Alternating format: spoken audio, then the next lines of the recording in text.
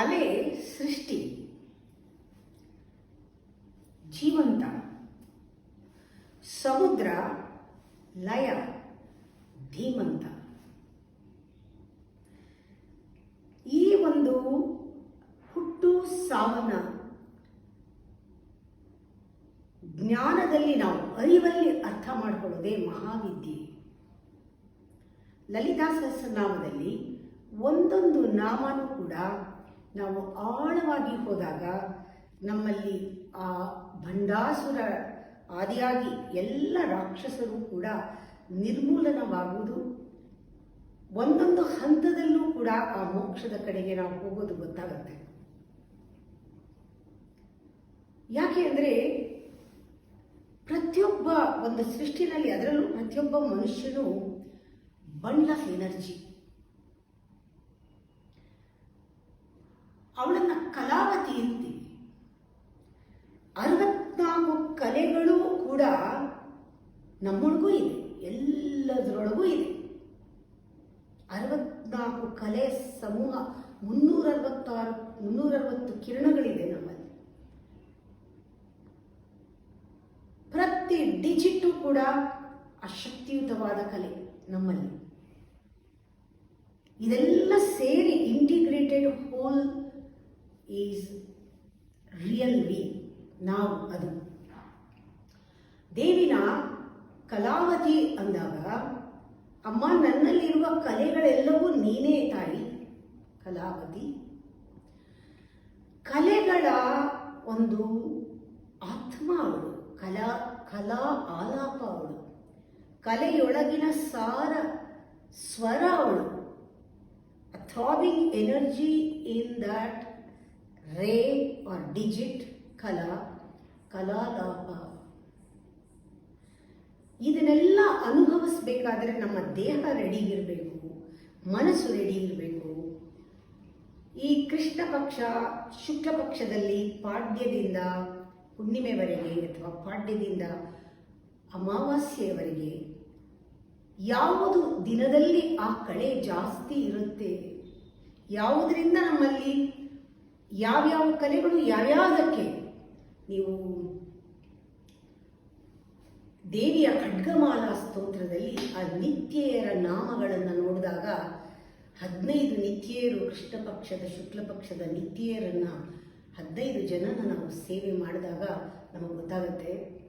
ಏಕಾದಶಿ ದಿವಸ ಉಪವಾಸ ಇದ್ದು ನಾವು ದೇವಿಯ ಸ್ಮರಣೆಯನ್ನು ಮಾಡಿದಾಗ ನಮ್ಮಲ್ಲಿ ಕಾಂತ ಎನ್ನುವ ಕಲೆ, ಏಕಾದಶಿ ಅದು ಕೃಷ್ಣ ಪಕ್ಷದಲ್ಲಿ ಏಕಾದಶಿ, ಆಗ ನಮ್ಮಲ್ಲಿ ಒಂದು ಕಾಂತ ಅನ್ನುವ ಕಲೆ ಬರುತ್ತೆ.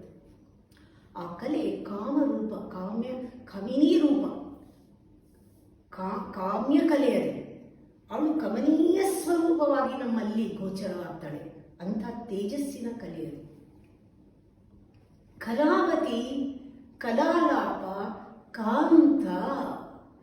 ಅದು ಹೇಗಿರುತ್ತೆ ಅಂದರೆ ನಮ್ಮ ಮೈ ಮರೆಸೋ ಹಾಗಿರುತ್ತೆ. ಅಂದರೆ ಪ್ರಪಂಚ ಮರೆತು ಭಾವಪರವಶರಾಗಿ ಆ ದೇವಿಯಲ್ಲಿ ಒಂದಾದಾಗ ಮತ್ತರಾಗ್ತೀವಿ ಅಂಥ ಸ್ಥಿತಿ ಉಂಟಾಗುತ್ತೆ. ಗಿರಿಜನರು ಆ ದೇವಿಯನ್ನ ಅವಳಿಗೆ ಕದಂಬ ವೃಕ್ಷದ ಒಂದು ಆ ಒಂದು ಸವಿಯಾದ ಒಂದು ಸುಮಧುರವಾದ ಸುಧೆ ಅವಳಿಗೆ ಇಷ್ಟ. ಕಾದಂಬರಿ ಹೂಗಳು ಕೂಡ ಗೊಂಚಲು ಗೊಂಚಲು ದೇವಿ ಮುಡ್ಕೊಳ್ಳೋಳು ಕಾದಂಬರಿ ಪ್ರಿಯ ಅಂತ. ಕಾದಂಬರಿ ಹೂವಿನ ಒಳಗಿರುವಂತಹ ಆ ಒಂದು ಮಧು ಕೂಡ ಅವಳಿಗೆ ಇಷ್ಟ ಅಂತ ಹೇಳಿ ಆ ಕಾದಂಬರಿ ಹೂವನ್ನು, ಅದರ ರಸವನ್ನು ತೆಗೆದು ಗಿರಿಜನರು ದೇವಿಗೆ ಅವಳಿಗೆ ನೈವೇದ್ಯವನ್ನು ಮಾಡಿ ತಾವು ಸೇವಿಸ್ತಾ ಇದ್ರು. ಅದು ಮತ್ತು ಬರುತ್ತೆ ಆ ಹೂವಿಂದು. ಸುಂದರಕಾಂಡದಲ್ಲಿ, ರಾಮಾಯಣದಲ್ಲಿ ಕೂಡ ಬರುತ್ತೆ. ಒಂದು ಮಧುವನ, ಅಲ್ಲಿ ಬಿಡುವ ಹಣ್ಣುಗಳು ಕೂಡ ಯಾವುದೋ ಒಂದು ಮತ್ತಿ ಏರಿಸೋದು ಅಂತ. ಇವೆಲ್ಲವೂ ಏನಂದರೆ ಹೊರಗಡೆಯಿಂದ ಮದಿರೆಯನ್ನು ತೆಗೆದುಕೊಂಡು ಆರೋಗ್ಯ ಹಾಳು ಮಾಡಿಕೊಳ್ಳೋದು ಅಲ್ಲ. ಅದು ದೇವಿಗೆ ಪ್ರೀತಿ ಅಂದರೆ ನಾವು ಮತ್ತರಾಗಿ, ಡಿವೈನ್ ಅಂತಾರಲ್ಲ, ವೈನ್ ಹೊರಗಡೆ ಅಲ್ಲ, ಡಿವೈನ್ ಫೀಲಿಂಗ್, ಆ ಡಿವಿನಿಟಿ ನಮ್ಮಲ್ಲಿ ಒಂದು ಪರಾಕಾಷ್ಠೆಯನ್ನು ತಲುಪತ್ತೆ. ಅದು ಅಂಥ ಕಾದಂಬರಿ ಪ್ರಿಯೆ. ಆ ಕಾದಂಬರಿ ರಸದ ಮತ್ತರಾದಾಗ ಭಕ್ತರು ಅವಳ ನಾಮಸ್ಮರಣೆ ಮಾಡ್ತಾ ಅದು ಅವಳಿಗೆ ಬಹಳ ಇಷ್ಟ. ಆ ಕಾಮಕಲೆ ನಮಗೆ ಆ ರೀತಿ ಮಾಡುತ್ತೆ. ಕಾಂತ ಕಾದಂಬರಿ ಪ್ರಿಯ ವರದ, ಏನೇನು ವರಗಳನ್ನು ಕೇಳಿದ ಇಷ್ಟಾರ್ಥಗಳನ್ನು ಕೊಡ್ತಾಳೆ ಆ ದೇವಿ.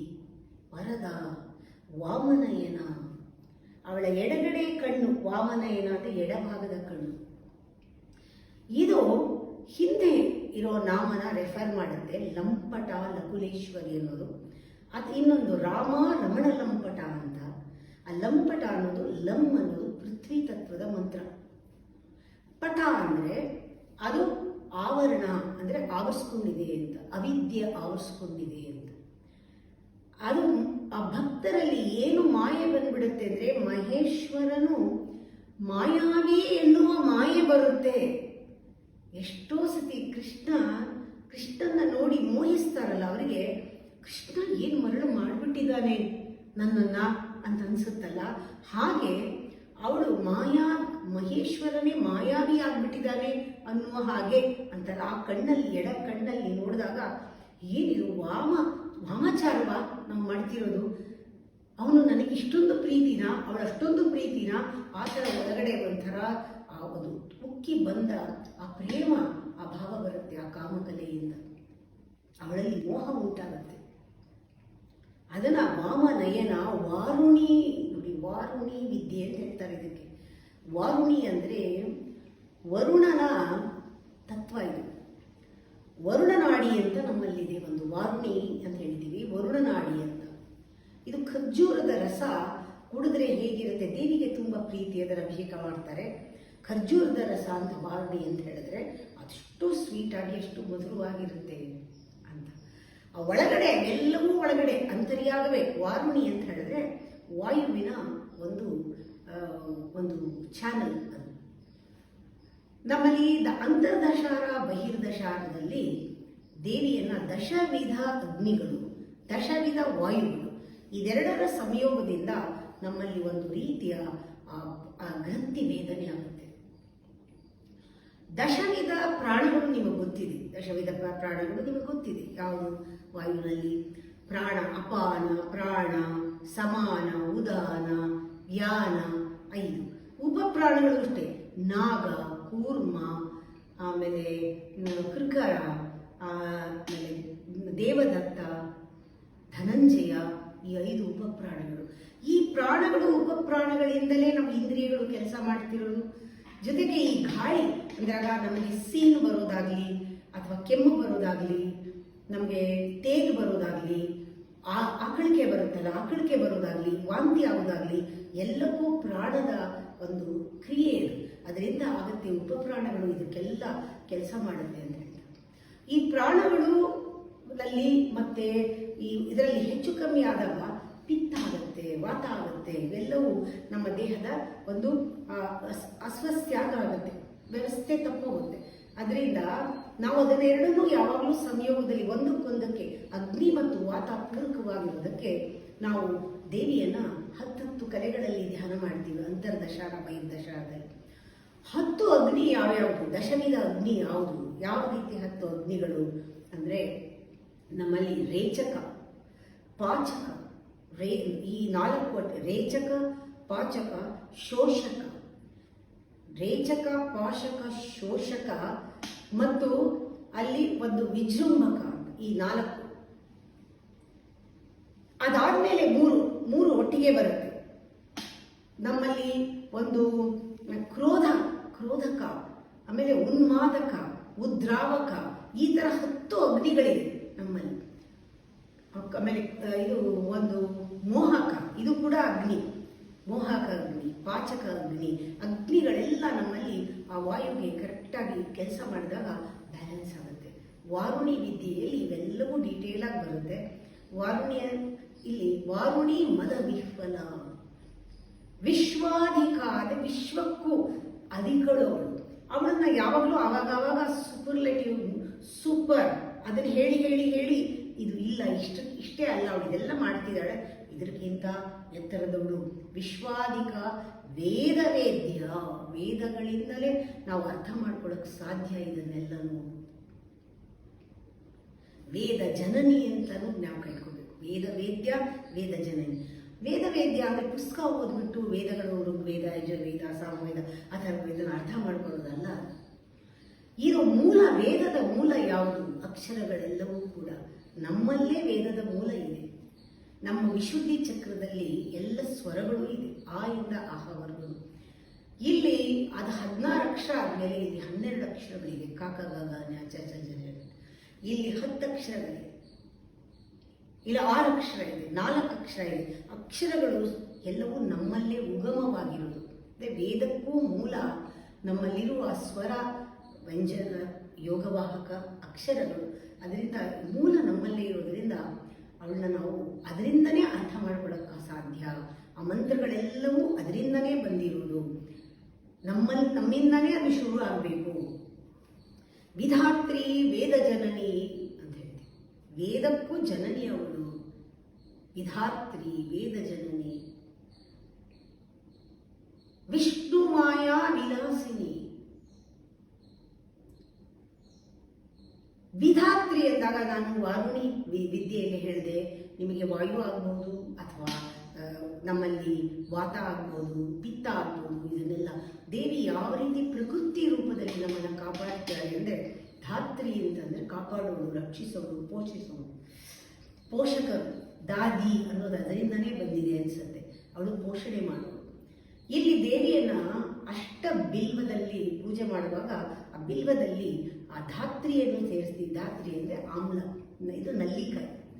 ಧಾತ್ರಿವನ ಅಂತ ಮಾಡ್ತಾರೆ ಕೆಲವರು. ಹೋಗಲ್ಲಿ ಊಟ ಮಾಡ್ಕೊಂಡು ಬರೋದು ಅದೊಂದು ಪದ್ಧತಿ ಕೇಳಿದ್ದೀನಿ. ನಂಗೆ ಅದು ಜಾಸ್ತಿ ಗೊತ್ತಿಲ್ಲ. ಅದು ದ್ವಾದಶಿ ದಿನ ಏಕಾದಶಿ ಉಪವಾಸ ಮಾಡಿ ದ್ವಾದಶಿ ಊಟನ ಅಲ್ಲಿ ಧಾತ್ರಿವನ ಅಂತ ಹೇಳಿ ನಲ್ಲಿಕಾಯಿಗಳ ಕೆಳಗೆ ಊಟ ಮಾಡೋದು ಪದ್ಧತಿ ಉಂಟು. ಆ ನಲ್ಲಿಕಾಯಿ ಹೇಗೆ ಆ ದೂರ್ವ, ಶಮಿ, ತುಳಸಿ ಮತ್ತು ಈ ನಲ್ಲಿಕಾಯಿ ಇವೆಲ್ಲವೂ ಕೂಡ ಒಂದು ಅಷ್ಟಬಿಲ್ವ ಅಂತ ಹೇಳ್ತಾರೆ, ಜೊತೆಗೆ ಬರುತ್ತೆ. ಆಮೇಲೆ ಈ ನಾವು ಉಪಯೋಗಿಸೋ ಆಯುರ್ವೇದದ ಕೆಲವು ಶುಂಠಿ ಆಗಲಿ ಅಥವಾ ಅಮೃತ ಬಳ್ಳಿ ಆಗಲಿ, ಇವೆಲ್ಲವೂ ಕೂಡ ಆ ದೇವಿ ಸ್ವರೂಪ. ಅದು ನಮಗೆ ಎಲ್ಲದಕ್ಕೂ ಸಿದ್ಧೌಷಧ. ಆಯುರ್ವೇದದಲ್ಲಿ ಮೂಲಿಕೆಗಳೇ ಇದೇ ಮೂಲ ಆರೋಗ್ಯಕ್ಕೆ. ಅದು ವಿಧಾತ್ರಿ, ವೇದ ಜನನಿ, ವಿಷ್ಣು ಮಾಯಾ ವಿಲಾಸಿನಿ. ವಿಷ್ಣು ಮಾಯಾ ವಿಲಾಸಿನಿ ಅಂದಾಗ ವಿಷ್ಣುವಿನ ಮಾಯೆಯವಳು. ನಮಗೆಲ್ಲ ಗೊತ್ತಿದೆ ಹೇಗೆ ದೇವತೆಗಳು, ರಾಕ್ಷಸರು ಸಮುದ್ರ ಕಡಿದಾಗ ದೇವಿ ಮೋಹಕ್ಕೆ ಮೋಹಿನಿ ರೂಪದಲ್ಲಿ ತನ್ನ ಸೌಂದರ್ಯ, ಯೌವನ, ಅವಳ ಒಂದು ವಿಲಾಸ, ನೃತ್ಯದಲ್ಲಿ ರಾಕ್ಷಸರನ್ನ ಮತಿಗೇಡಿಯನ್ನಾಗಿ ಮಾಡಿಬಿಟ್ಲು. ಅವಳು ವಿಷ್ಣು ಮಾಯಾ ವಿಲಾಸಿನಿ. ನಮ್ಮಲ್ಲಿ ಕೂಡ ರಾಕ್ಷಸರನ್ನ ಅದೇ ರೀತಿಯೇ ಅವಳು ಹೇಗೆ ಮೋಹಿಸಿ ರಾಕ್ಷಸರನ್ನ ದಾರಿ ತಪ್ಪಿಸಿದ್ಲು, ನಮ್ಮಲ್ಲೂ ಕೂಡ ಇಂತಹ ಮೋಹ ಹೇಳುತ್ತೆ, ವಿಲಾಸ. ಆ ವಿಲಾಸಿನಿ, ವಿಲಾಸ ಪೀಠ ಯಾವುದು ಅಂದರೆ ಬ್ರಹ್ಮರಂಧ್ರದಲ್ಲಿ ಒಂದು ತೂತಿದೆ, ಅದು ವಿಲಾಸ ಪೀಠ. ಅದು ನಮ್ಮ ಮೆಡಿಟೇಷನ್ನಲ್ಲಿ ಆಗುವಂಥ ಕ್ರಿಯೆಗಳು ಎಲ್ಲ ರಾಕ್ಷಸರನ್ನು ಮರ್ದನ ಮಾಡುವಂತಹ, ಮೋಸ ಮಾಡುವಂತಹ, ಅವ್ರ ಕಣ್ಣು ತಪ್ಪಿಸಿ ನಮಗೆ ಅಮೃತವನ್ನು ಕೊಡ್ತಾಳೆ. ದೇವತೆಗಳಿಗೆ ಅಮೃತ ಕೊಟ್ಟಂಗೆ ಆ ಮೋಹಿನಿ ರೂಪ ಅವಳು. ವಿಷ್ಣು ಮಾಯಾ ವಿಲಾಸಿನಿ. ವಿಲಾಸಿನಿ ಪೀಠ ಇಲ್ಲಿದೆ ಅಂತಾರೆ. ವಿಷ್ಣು ಮಾಯಾ ವಿಲಾಸಿನಿ. ಕ್ಷೇತ್ರ ಸ್ವರೂಪ. ಇದೆಲ್ಲವೂ ಕೂಡ ಹೊರಗಡೆ ಅಲ್ಲ, ಯಾಗ ನಡೆಯುವ ಸ್ಥಳವನ್ನು ಕ್ಷೇತ್ರ ಅಂತಾರೆ. ಅರ್ಜುನನಿಗೆ ಕೃಷ್ಣ ಹೇಳ್ದ, ಇದು ಕ್ಷೇತ್ರ ಅಂತ, ಕುರುಕ್ಷೇತ್ರದಲ್ಲಿ ನಿನ್ನಲ್ಲಿ ದೇಹನೇ ಕ್ಷೇತ್ರ, ನಿನ್ ಕ್ಷೇತ್ರೇಶಿ ಅಂತ ಹೇಳಿದ. ಕ್ಷೇತ್ರ ಯಾಗ ಮಾಡೋ ಜಾಗ. ಕ್ಷೇತ್ರೇಶಿ ಶಿವ ಒಳಗಡೆ ಇರೋನು, ಅಜೀವ ರೂಪದಲ್ಲಿ ಇರೋನು ಪರಮಾತ್ಮ ಶಿವ. ಕ್ಷೇತ್ರೇಶಿ, ಕ್ಷೇತ್ರಜ್ಞ ಪಾಲಿನಿ. ಎರಡನ್ನೂ ಮೀರಿದವಳು, ಎರಡನ್ನೂ ನೋಡ್ಕೊಳ್ಳೋಳು. ದೇಹನ ಪೋಷಿಸ್ತಾ ಇರೋವನ್ನ ನೋಡ್ಕೊಳ್ಳು. ಕ್ಷೇತ್ರದ ಪಾಲಿನಿ. ಕ್ಷಯ ವೃದ್ಧಿ ವಿನಿರ್ಮುಕ್ತ. ಇಲ್ಲೂ ಕೂಡ ನಾವು ಅತೀತಕ್ಕೆ ನೋಡಬೇಕು. ಕ್ಷಯವಾಗೋದು ದೇಹ, ಬದಲಾಗೋದು ದೇಹ, ಮತ್ತೆ ಸಾಯೋದು ದೇಹ. ಆದರೆ ಅವಳಿಗೆ ಅದು ಯಾವುದೂ ಇಲ್ಲ, ಯಾವುದಕ್ಕೂ ಅಂಟ್ಕೊಂಡಿಲ್ಲ. ಕ್ಷೇತ್ರಪಾಲ ಆದರೆ ಅಂಟ್ಕೊಂಡಿಲ್ಲ. ಕ್ಷಯ ವೃದ್ಧಿ ವಿನಿರ್ಮುಕ್ತ, ಕ್ಷೇತ್ರಪಾಲ ಸಮರ್ಚಿತ. ಕ್ಷೇತ್ರಪಾಲನಿಂದ ಅವಳು ಅರ್ಚಿಸಲ್ಪಟ್ಟವಳು. ಎಲ್ಲದಕ್ಕೂ ಒಂದೊಂದು ಪುರಾಣದ ಕಥೆ ಇದೆ. ಈ ಕಥೆಯನ್ನು ಕಥೆ ಥರ ತಗೊಳ್ಬಾರ್ದು. ಇದರಲ್ಲಿ ಒಂದು ಹಿಡನ್ ಮೀನಿಂಗ್ ಇರುತ್ತೆ. ಯಾವಾಗಲೂ ಕೂಡ ಅದಕ್ಕೆ ಹೇಳ್ತಾರೆ, ಒಂದು ಗಹನ ತತ್ವ ಯಾವಾಗಲೂ ಪುರಾಣದ ಒಂದೊಂದು ವ್ಯಕ್ತಿತ್ವ ಅವತಾರದಲ್ಲೂ ಕೂಡ ಒಂದು ಗಹನವಾದದ್ದೇನೋ ಇರುತ್ತೆ. ಅದು ಹಿಡಿದಿಟ್ಕೊಂಡಿರುತ್ತೆ, ಅದು ಮುಚ್ಚಿಟ್ಕೊಂಡಿರುತ್ತೆ. ಅದು ಸೂಚಕವಾಗಿರುತ್ತೆ, ಸತ್ಯವನ್ನು ಸೂಚಿಸ್ತಾ ಇರುತ್ತೆ. ಅದು ಆ ಅರ್ಥ ಒಳಗಿರುತ್ತದೆ. ನಾವು ಸ್ವಲ್ಪ ಸೂಕ್ಷ್ಮವಾಗಿ ಕನೆಕ್ಟ್ ಮಾಡಬೇಕು. ಯಾವತ್ತೂ ಅಷ್ಟೇ ನಾವು ಕನೆಕ್ಟ್ ಮಾಡಿದ್ರೇ ನಮಗೆ ಅಧ್ಯಾತ್ಮದ ದಾರಿ ಮೂಲಕ ಪುರಾಣವನ್ನು ಅರ್ಥ ಮಾಡ್ಕೊಳಕ್ಕಾಗೋದು. ಅಧ್ಯಾತ್ಮ ಇಲ್ಲದೆ ಇದ್ರೆ ಪುರಾಣ ಏನೂ ಅರ್ಥ ಆಗಲ್ಲ, ಬರೀ ಕಥೆ ಅನಿಸುತ್ತೆ. ಅಧ್ಯಾತ್ಮ ಬಹಳ ಮುಖ್ಯ. ಅಂದರೆ ಅಧ್ಯಾತ್ಮ is spirituality. Spirituality is your personal connection with god. ಅದರಿಂದ ಯಾರಿಗೆ ದೇವಿಯಲ್ಲಿ ಸಂಪೂರ್ಣವಾಗಿ ಒಂದು ಕನೆಕ್ಟ್ ಆಗ್ತಾರೋ, ಹೃದಯದಲ್ಲಿ ಅಂತಾರಲ್ಲ, ಹಾಗೆ ಯಾರಿಗೆ ಕನೆಕ್ಷನ್ ಇರುತ್ತೆ ಅವರಿಗೆ ವಿಂಧ್ಯ ಪರ್ವತ, ಹಿಮಾಲಯ, ಆ ದೇವಿಯ ಸ್ಥಾನಗಳೆಲ್ಲ ಎಳೆಯೋದು, ಅಂಥವ್ರಿಗೇನೆ ಎಳೆಯೋಕ್ಕೆ ಸಾಧ್ಯ ಆಗೋದು. ವಿಂಧ್ಯಾಚಲ ವಾಸಿನಿ ಅಂತ ಹೇಳ್ತೀವಿ, ವಿಧಾತ್ರಿ ಅನ್ನೋಕ್ಕೆ ಮುಂಚೆ. ಆ ವಿಂಧ್ಯಾಚಲ ಯಾಕೆ ಅಷ್ಟು ಪ್ರಸಿದ್ಧಿ ಅಂತ ಹೇಳಿದ್ರೆ, ದೇವಿ ಅವಳು ಆ ಕೃಷ್ಣನ ಅವತಾರದಲ್ಲಿ ಅವಳು ದುರ್ಗೆಯಾಗಿ ಬಂದಾಗ ಅವಳು ಒಂದು ಮಾರ್ಕಂಡೇಯ ಪುರಾಣದಲ್ಲಿ ಬರುತ್ತೆ, ಅವಳು ಮಾತು ಕೊಟ್ಟು ಹೋಗ್ತಾಳೆ, ನಾನು ನಂದನ ಮಗಳಾಗಿ ನಂದ ದೇವಿಯಾಗಿ ನಾನು ವಿಂಧ್ಯ ಪರ್ವತದಲ್ಲಿ ನೆಲೆಸಿ ನಾನು ರಾಕ್ಷಸರನ್ನ ಮಂಥನ ಮಾಡ್ತೀನಿ ಅಂತ. ಹಾಗೆ ವಿಂಧ್ಯ ಪರ್ವತದಲ್ಲಿ ಬೇಕಾದಷ್ಟು ದೇವಿಯ ಅವತಾರ ಇದ್ದಾಗ ಬೇಕಾದಷ್ಟು ನಡೆದಿದೆ. ನೀವು ಅದನ್ನ ಎಲ್ಲ ಓದಿದಾಗ ಗೊತ್ತಾಗತ್ತೆ. ದೇವಿ ಪುರಾಣ, ದೇವಿ ಮಹಾತ್ಮೆ, ಲಲಿತೋಪಾಖ್ಯಾನ, ಮತ್ತೆ ಸಪ್ತಶತಿ, ಇದನ್ನೆಲ್ಲ ನಾವು ಓದಿದಾಗ ಇದನ್ನ ಬರೀ ಒಂದು ನಾಲೆಡ್ಜ್ಗೋಸ್ಕರ ಓದಬಾರ್ದು, ಅನುಭವಿಸ್ಬೇಕು. ಈ ಡ್ರಾಮಾ ಏನಿದೆ ಅದನ್ನ ಅವನ ಜೊತೆ ಕನೆಕ್ಟ್ ಮಾಡ್ಕೊಂಡು ಅನುಭವಿಸಿದ್ರೆ ಅದು ಒಂಥರ ಗೊತ್ತಾಗತ್ತೆ, ಏನೋ ಒಳಗಡೆ ನಮಗೆ ಗೋಚರವಾಗುತ್ತೆ. ಅದನ್ನು ಬಾಯಿನಲ್ಲಿ ವ್ಯಕ್ತಪಡಿಸೋಕ್ಕಾಗಲ್ಲ. ಅವ್ಯಕ್ತವಾದ ಒಂದು ಕನೆಕ್ಷನ್ ಇಟ್ಕೋಬೇಕು ಅವನ ಜೊತೆಗೆ. ಆ ಸ್ಪಿರಿಚುಯಾಲಿಟಿ ಇದ್ರೇನೆ ನಿಮಗೆ ಪುರಾಣಗಳು, ಅದರ ರಸ, ಅದರ ಕಾವ್ಯ, ಅದರೊಳಗಿರುವಂತಹದ್ದು ಅವ್ಯಕ್ತವಾಗಿ ಅಲೌಕಿಕವಾದ ಅನುಭವ ನಿಮ್ಗೆ ಕೊಡೋಕ್ಕೆ ಸಾಧ್ಯ. ಅದರಿಂದ ಆ ದೇವಿ ವಿಂಧ್ಯ ಪರ್ವತದಲ್ಲಿ ಏನೇನಿದೆ ಅಂತ ಹೇಳಿದ್ರೆ ಅದಕ್ಕಷ್ಟು ಜಂಬ ಬಂದ್ಬಿಟ್ಟಿತ್ತಂತೆ. ವಿಂಧ್ಯ ಪರ್ವತ ನಿಲ್ಲದೆ ಬೆಳೀತಾ ಇತ್ತು ಅವಳ ಅವತಾರ ಆದ್ಮೇಲೂ ಕೂಡ.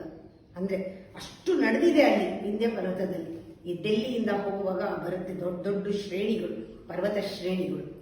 ಒಂದ್ಸತಿ ಅಗಸ್ತ್ಯ ಮಹರ್ಷಿ ಅವನು ಅಲ್ಲಿ ಹುಡುಕೊಂಡು ದೇವಿಯನ್ನ ಆ ಜ್ಞಾನಕ್ಕಾಗಿ ಹುಡ್ಕೊಂಡು ಬರುವಾಗ ಅಲ್ಲಿ ಅವನು ಸಾಕ್ಷಾತ್ ನಾರಾಯಣನಾಗಿರುವಂತಹ ಆ ಹೈಗ್ರೀವನನ್ನ ಆ ಪರ್ವತದ ಶಿಖರದ ಹತ್ರ ಮೀಟ್ ಮಾಡ್ತಾನೆ. ಅವರು ಅಲ್ಲೇನೆ ಲಲಿತಾ ಸಹಸ್ರನಾಮವಾಗಲಿ ಅಥವಾ ತ್ರಿಶತಿ ಇವೆಲ್ಲವೂ ಕೂಡ ಅವನಿಗೆ ದೀಕ್ಷೆ ಆಗಿತ್ತು, ಶ್ರೀವಿದ್ಯೆ ಎಲ್ಲನೂ ಕೂಡ. ಅಗಸ್ತ್ಯ ಲೋಪಾಮುದ್ರೆಯ ಗಂಡ ದೇವಿಯನ್ನ ಅಮ್ಮನನ್ನ ಹುಡ್ಕೊಂಡು ಹೋದಾಗ ಅವನಿಗೆ ಸರಿಯಾಗಿ ಅವಳ ಸ್ವರೂಪನ ತಿಳಿಸೋದಕ್ಕೆ ತಾಯಿನೇ ಹೈಗ್ರೀವನನ್ನ ಕಳಿಸಿದ್ದು. ಹೈಗ್ರೀವ ಭೂಮಿಗೆ ಬಂದ ಮೇಲೆ ತನ್ನ ಇರುವಿಕೆಯನ್ನ ಮರೆತು ಗುರುವಾಗಿ ನಿಂತ್ಕೊಂಡ ಹೊರತು ಅವನು ಕೂಡ ದೇವಿಯನ್ನು ಮರೆತು ಬಿಟ್ಟಿದ್ದ ಈ ಭೂಲೋಕದ ಒಂದು ವೈಭವದಲ್ಲಿ. ಆಗ ಇವನು ಹಠ ಮಾಡ್ತಾನೆ, ಶಿಷ್ಯ ನನಗೆ ತೋರಿಸ್ಲೇಬೇಕು ತಾಯಿನ ಅಂತ. ಆವಾಗ ಅವನು ಹೇಳ್ತಾನೆ, ನಿನ್ನಿಂದ ನಾನು ದೇವಿನ ನೋಡ್ದಂಗಾಯಿತು ಅಂತ. ದೇವಿಯ ಮಂತ್ರ ಸ್ವರೂಪವಾದ ಪಂಚದಶಿ ವಿದ್ಯೆ ಅವನಿಗೆ ದೊರಕತ್ತೆ. ಅಗಸ್ತ್ಯನ ಶಕ್ತಿ ಎಷ್ಟು ಅಂದ್ರೆ, ಈ ಒಂದು ಪರ್ವತ ಬೆಳೀತಾ ಇದ್ದಂಗೂ ಕೂಡ ಅವನಿಗೆ ಡಿಸ್ಟರ್ಬ್ ಆಗ್ತಾ ಇದೆ, ಕಾಲ ಮತ್ತೆ ದೇಶ ಗೊತ್ತಾಗ್ತಾ ಇಲ್ಲ. ಅವರೇನ್ ಮಾಡ್ತಾನೆ, ಕಾಲಿಂದ ತುಳಿದು ಪರ್ವತನ ಏನ್ ಮಾಡ್ತಾನೆ, ನೀನ್ ಸಾಕು, ನಿಲ್ಸಿದ್ದು ನೀನ್ ಜಂಬ, ದೇವಿ ಮುಂದೆ ನೀನೇನು ಅಲ್ಲ ಅಂತ ಅವನು ಕಾಲಿಂದ ಇದನ್ನ ತುಳಿತಾನೆ. ಪರ್ವತ ಕುಸಿದು ಹೋಗುತ್ತೆ. ಇದೊಂದು ಕಥೆ ಇದೆ. ಪರ್ವತ ಕುಸಿದಿದೆ ಅಂತ ಹೇಳಿದಾಗ ಆ ಕಾಲದಲ್ಲಿ ದೇವತೆಗಳೆಲ್ಲ ಇದ್ದಿದ್ದ ಆ ಜಾಗದಲ್ಲಿ ಎಂಥ ವೃಕ್ಷಗಳು ಇತ್ತು. ಒಂದೊಂದು ಅಲ್ಲಿರುವ ಅಣುಗಳು ಕೂಡ ದೈವಿಕ ಶಕ್ತಿ ಯಾವ ರೀತಿ ತುಂಬಿಕೊಂಡಿದೆ ಇವತ್ತು ಕೂಡ ಅಂದ್ರೆ, ಆ ಎಷ್ಟೋ ಗಿಡಗಳು ಬೇರುಗಳು ಪಾತಾಳದೊಳಗೆ ಹೊಟ್ಟೋಗಿದೆ ಅವನು ತುಳಿದಾಗ. ಅದಕ್ಕೆ ಜಂಬ ನಿರಹಂಕಾರ ಹೋಯಿತು ಪರ್ವತಕ್ಕೆ, ಅದು ಬೆಳೆಯೋದು ನಿಲ್ತು. ಆದರೆ ಆಳ ಜಾಸ್ತಿ ಆಯಿತು. ಆಳದಲ್ಲಿ ಬೇಕಾದಷ್ಟು ಗಿಡಮೂಲಿಕೆಗಳು ಬೇಕಾದಷ್ಟಿದೆ. ಆ ಮರಗಳು ಇವತ್ತಿಗೂ ಅವತ್ತಿದ್ದಿದ್ದ ಮರಗಳು ಇವತ್ತೂ ಇದೆ ಅಂತ ಹೇಳ್ತಾರೆ. ಅಲ್ಲಿ ಅಷ್ಟೊಂದು ಆ ಒಂದು ಗಾಳಿ ಸೇವನೆ ಮಾಡಿದ್ರೆ ಒಳ್ಳೆಯದು ಅಂತ. ಆ ಪರ್ವತದ ಶ್ರೇಣಿ ಅಷ್ಟೊಂದು ಮುಖ್ಯವಾದದ್ದು ನಾವು ಅಲ್ಲಿ. ಅದಕ್ಕೆ ಹೇಳೋದು, ಆ ಕಡೆ ಎಲ್ಲ ಎಳೆಯುತ್ತೆ. ಯಾರಿಗೆ ದೇವಿ ಅಲ್ಲಿ ವಾಸವಾಗಿದ್ದ ಜಾಗ ಆದ್ರಿಂದ ಯಾರಿಗೆ ದೇವಿನ ಕನೆಕ್ಷನ್ ಮಾಡ್ಕೊಂಡಿರ್ತಾರೆ ಅವರಿಗೆ ಆ ದೇವಿ ಭಾಗವತದಲ್ಲಿ ಏನೇನು ಬರುತ್ತೋ ಎಲ್ಲವೂ ಕೂಡ ಅನುಭವಿಸ್ಬೇಕು, ಅಲ್ಲಿಗೆ ಹೋಗಬೇಕು ಅನ್ನೋ ಒಂದು ಸೆಳೆತ ಬರುತ್ತೆ. ಸುಮ್ಮನೆ ಒಂದು ಟೂರ್ ಥರ ಹೋಗ್ಬಿಟ್ಟು ಬರಲ್ಲ, ಒಂದು ಯಾತ್ರೆ. ದೇವಿ ಸಾಕ್ಷಾತ್ ದೇವಿಯನ್ನ ದರ್ಶನ ಮಾಡಿಬಿಟ್ಟು ಬರೋದು ಅಂಥ ಜಾಗದಲ್ಲಿ. ಯಾಕೆಂದರೆ ಅದು ಅವಳು ವಾಸವಾಗಿದ್ದು. ವಿಂಧ್ಯಾಚಲ ವಾಸಿನಿ ವಿಧಾತ್ರಿ ವೇದ ಜನನಿ ವಿಷ್ಣು ಮಾಯಾ ವಿಲಾಸಿನಿ. ಆ ಜಾಗದಲ್ಲಿ ಒಂದು ದೇವಿಯ ಒಂದು ಕಥೆ ನಡೆದಿದೆ ಅಲ್ಲಿ. ಆ ಜಾಗದಲ್ಲಿ ದೇವತೆಗಳ ಎಷ್ಟೋ ಜನ ದೇವತೆಗಳು ಅಲ್ಲಿದ್ದಾರೆ, ಇದ್ದರು. ಇವತ್ತು ಕೂಡ ಆ ಶಕ್ತಿ ಅಲ್ಲಿದೆ ಅಂತ ಇದೆ. ಅಂದರೆ ನಾವು ಕ್ಷೇತ್ರಪಾಲನ ಕಥೆನೂ ಹೀಗೇನೆ. ದೇವಿ ಅವತಾರ ತೆಗೆದುಕೊಂಡಾಗ ದಾರಕಾಸುರನ್ನ ಕೊಂದಾಗ ಅವಳಿಗೆ ಎಷ್ಟು ರೋಷ ಬಂದಿತ್ತು, ಕೋಪ ಇತ್ತು ಅಂದರೆ ಅದನ್ನು ಅವಳ ಕೈನಲ್ಲೇ ಶಮನ ಮಾಡ್ಕೊಳ್ಳೋಕ್ಕಾಗಲಿಲ್ಲ. ಅವಳು ಎಲ್ಲ ದೇವತೆಗಳಿಗೂ ಭಯ ಆಯಿತು. ಈ ತಾಮಸಿ ಶಕ್ತಿ ನಮ್ಮನ್ನೆಲ್ಲ ನುಂಗ್ತಾ ದೇವತೆಗಳಿಗೆ ಭಯ ಆಗಕ್ಕೆ ಶುರು ಆಗಿತ್ತು. ಆ ಟೈಮ್ನಲ್ಲಿ ಎಲ್ಲರೂ ಬಂದು ಶಿವನ ಕೇಳ್ಕೊಂಡು, ನೀವು ಒಬ್ಬನೇ ಅವಳ ಒಂದು ಇದನ್ನು ಹೋಗ್ಲಾಡ್ಸಕ್ಕೆ ಸಾಧ್ಯ, ಕಮ್ಮಿ ಮಾಡು, ಅವಳನ್ನ ಸೌಮ್ಯ ರೂಪ ನೋಡಬೇಕು ಅಂತ ಕೇಳಿದಾಗ ಶಿವ ಒಂದು ಸಣ್ಣ ಮಗುವಾಗಿ ಮಲ್ಕೊಂಡ್ಬಿಡ್ತಾನೆ ಅಲ್ಲಿ ಹೋಗಿ. ಬಾಲಶಿವ ಆ ಜಾಗದ ನಡೆದಿದ್ದೆಲ್ಲ ಅಲ್ಲೇ ಬಾಲಶಿವ. ಆಗ ಮಗು ಹಸಿವಿಗೆ ಅಳ್ತಾ ಇದ್ದಾಗ ಯಾವುದೇ ತಾಯಿಗೆ ಒಂದು ಮಮತೆ ಬಂದ ಹಾಗೆ ಅವಳು ನೋಡ್ತಾಳೆ ಆ ಮಗುನ. ಆ ಬಾಲಶಿವನನ್ನು ನೋಡಿದಾಗ ಅವಳು ಅಂದ್ಕೊಳ್ತಾಳೆ, ಗಣಪತಿಯನ್ನು ಕೂಡ ಮೈ ತೊಳ್ಕೊಳ್ಳೋ ಹಿಟ್ಟಲ್ಲಿ ಮಾಡಿ ಗೊಂಬೆ ಮಾಡಿ ಅವಳು ಶಕ್ತಿ ಕೊಟ್ಟಿರ್ತಾಳೆ. ಅವಳು ಮೊಲೆ ಉಡಿಸಿರಲ್ಲ. ಆದರೆ ಇವನನ್ನು ಕೂಡ ಸುಬ್ರಹ್ಮಣ್ಯನೂ ಕೂಡ ಅವನು ಹುಟ್ಟುವಾಗ ವಿಚಿತ್ರವಾಗಿ ವಿಶೇಷವಾಗಿ ಅವನು ಜನನ ಆಗಿರುತ್ತೆ. ಯಾಕೆಂದರೆ ಈ ಶಿವನ ಒಂದು ಇದು ಅವಳಿಗೆ ತಡ್ಕೊಳಕ್ಕಾಗದೆ ಅವಳ ಇದು ಏನಂತಾರೆ ಅದಕ್ಕೆ ಸ್ಪರ್ಮ್ಸ್ ಅಂತ ಹೇಳ್ತಾರೆ. ಈ ಸಂಸ್ಕೃತದಲ್ಲಿ ಏನು ಹೇಳ್ತಾರೆ ಅಂದರೆ ಇಟ್ ಈಸ್ ಶುಕ್ಲ. ಆ ಶಕ್ತಿ ಅದು ಕೆಳಗಡೆ ಬಿದ್ದು ಬಿಡುತ್ತೆ. ಆಗ ಕೃತಿಕೆಯರು ಅದನ್ನು ಕಾಪಾಡಿಕೊಂಡು ನೆಲದ ಮೇಲೆ ಬೀಳದಿರೋಂಗೆ ಸಾಕಿ ಅವನನ್ನು ಸಲಹಿರ್ತಾರೆ. ಅಂದರೆ 2 ಮಕ್ಕಳಿಗೂ ಕೂಡ ಅವಳು ಮೊಲೆ ಕೊಟ್ಟಿರೋಕ್ಕಾಗಿರಲ್ಲ. ಈ ಮಗುನ ನೋಡಿದ ತಕ್ಷಣ ಅವಳಿಗೆ ಒಂದು ಮಮತೆ ಬರುತ್ತೆ. ಆಗ ಆ ಶಿವ ಅವಳ ಹಾಲನ್ನು ಕುಡಿದು ಆಗ ಎಲ್ಲ ಕೋಪವನ್ನು ಕೂಡ ವಿಷವನ್ನು ಎಳ್ಕೊಂಡು ಬಿಡ್ತಾನೆ. ಇದು ಕಥೆ ಇದೆ. ಅದರಿಂದ ಕ್ಷೇತ್ರಪಾಲ ಅಂತ ಅವನಿಗೆ ಹೆಸರು ಬರುತ್ತೆ. ಕ್ಷೇತ್ರಜ್ಞ ಕ್ಷೇತ್ರೇಶಿ ಕ್ಷೇತ್ರಪಾಲ ಸಮರ್ಚಿತ. ಮುಂದಿಂದು ವಿಜಯ ವಿಮಲ ವಂದ್ಯ ಬಂದಾಗ ಜನವತ್ಸಲ. ನಾನು ಮುಂದೆ ಹೇಳಿದ್ದೀನಿ, ಸಮಾರಾಧನೆ ಟೈಮ್ನಲ್ಲಿ ಹೇಳಿದ್ದೀನಿ. ಒಂದು ಪೋರ್ಷನ್ ಬಾಕಿ ಇದೆ, ಅದನ್ನು ಸ್ಪೆಷಲಾಗಿ ಆರಿಸ್ಕೊಂಡಿದ್ದೀನಿ. ಅದು ಯೋಗಿನಿ ನ್ಯಾಸ. ಯೋಗಿನಿ ನ್ಯಾಸ ಮುಗಿದ ಮೇಲೆ ಲಲಿತಾ ಸಹಸ್ರನಾಮ ಎಲ್ಲರೂ ಮೊದಲಿಂದ ಕೇಳ್ತಾ ಕೊನೆಯವರೆಗೂ ಕೇಳಿ ಒಂದು ಹೋಮವನ್ನು ಮಾಡೋಣ. ಇದನ್ನು ಆವಾಗ ಜ್ಞಾಪಿಸ್ತಾ ಇರ್ತೀನಿ. ಎಲ್ಲರೂ ಕೂಡ ಪುನಃ ಇದನ್ನು ಕೇಳಿ ಮತ್ತೆ ಮಂತ್ರನ ಪಠಿಸಿ ಅದರ ಜೊತೆಗೆ ಸಾಧನೆ ಮಾಡಿ.